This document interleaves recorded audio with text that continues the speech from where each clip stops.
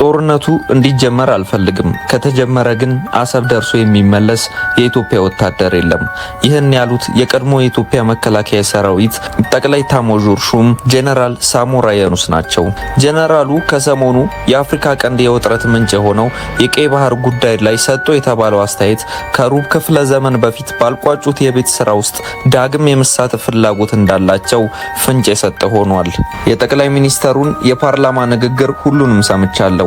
በተለይ የባህር በርን በተመለከተ ስለ ኤርትራ የተናገሩት አንድም የሚወድቅ ሐሳብ የለውም ሲሉ የተናገሩት ሳሞራ እንደ ሀገር የባህር በር ያስፈልገናል።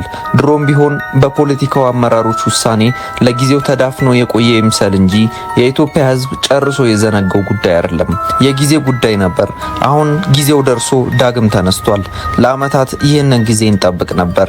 በምን መልኩ ይነሳል በሚለው ጉዳይ ላይ እርግጠኛ ባልሆንም የአሰብ ጉዳይ አንድ ቀን እንደሚነሳ ምንም ጥርጥር አልነበረኝም ሲሉ ተደምጠዋል። ወደቡን በምን መንገድ መመለስ ይቻላል በሚለው ዙሪያ ከብዙ ሰዎች የተለየ ሐሳብ እንዳላቸው ያልሸሸጉት ሳሞራ የሻዕቢያ ሰዎች ሰላማዊና የድርድር መንገዶችን ይመርጣሉ ብለው እንደማያምኑ ገልጸዋል።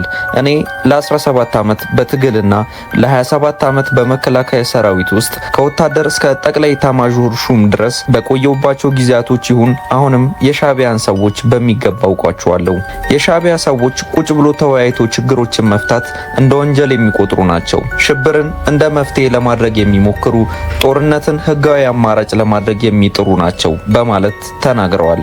ጦርነት ከተጀመረ ውጤቱ ምን እንደሆነ ይታወቃል ሲሉ በልበ ሙሉነት የተናገሩት የቀድሞ ኤታማዦር ሹም ጄኔራል ሳሞራ ሻዕቢያ አሁንም ያላወቀው አንድ ነገር አለ። አሁን ኢትዮጵያን እያስተዳደረ ያለው ብልጽግና መሆኑን የተገነዘበ አይመስለኝም ሲሉ ጠቅላዩ በፓርላማ የተናገሩትን እሳቸውም ደግመውታል። ጄኔራሉ በአዋጊነት ስለተሳተፉበት ያኔው የኢትዮ ኤርትራ ጦርነት የታሪክ ሂደት አንስተው በቁጭት ይናገራሉ።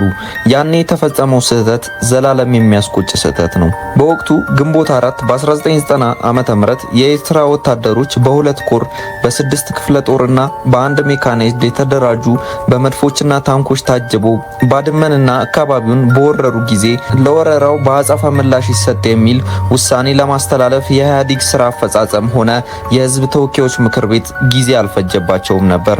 የኤርትራ መንግስት በበኩሉ በግዛቴ ውስጥ ነው ያለውት የወረርኩት መሬት የለም በማለት መሳለቁ ትዝ ይለኛል።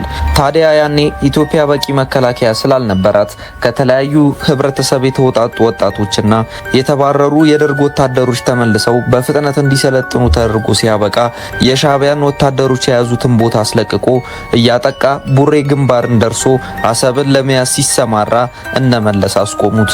ውሳኔው የመለስ ብቻ አልነበረም። እነ ስዩም መስፍንም እነ ስብሃት ነጋም ጦሩ ገብቶ አሰብን እንዲይዝ አይፈልጉም ነበር። እናም ተመለሱ ተባለ።